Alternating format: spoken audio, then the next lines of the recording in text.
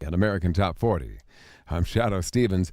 Roxette's number one hit, Joyride, features whistling at the end, but it's not the first big whistling hit. We've had more than 30 in the top 40, including hits by the J. Geils Band, Guns N' Roses, and the very first song I ever introduced on American Top 40. A special medley is coming up. It's 1840 with the Shadoe. Those of you who love to whistle, and who doesn't, we all love those songs that already have whistling on them. And the end of Joyride, which is the recent number one by Roxette, has a chipper refrain at the end.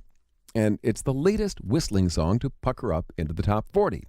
We've had more than 30 of them, and we figured that a medley of all of them could drive us all a little wiggy, so we went with a select group of some of the more memorable hit whistlers. And that medley begins with the very first song I ever introduced on American Top 40, a song by Bobby McFerrin that eventually hit number one.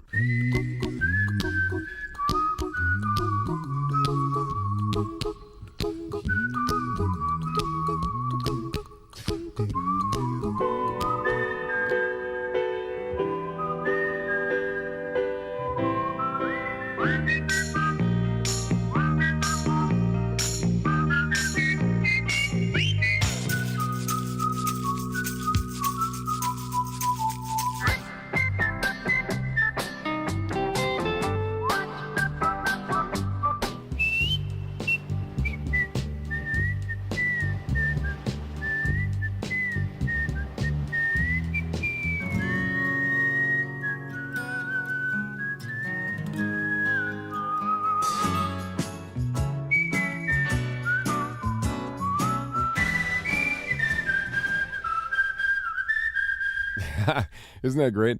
Those are just a few of the top 40 hits that featured whistling. We started with Bobby McFerrin's number one, Don't Worry, Be Happy. That was the first song I ever introduced on AT40 when it came in at number 40. And then we heard whistling on Can't Smile Without You by Barry Manilow. And next was a goofy little hit from 1967 called I Was Kaiser Bill's Batman by a guy who called himself Whistling Jack Smith. And then Walk Like an Egyptian, the Bangles, number one. Winchester Cathedral, a number one from the 1960s by the New Vaudeville Band, followed by Otis Redding's number one, Sitting on the Dock of the Bay.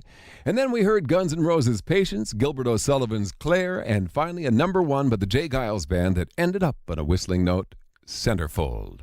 And those are just a few of more than 24 top 40 whistling hits. The latest is a recent number one by the Swedish duo Roxette. Now at number 21 is Joyride.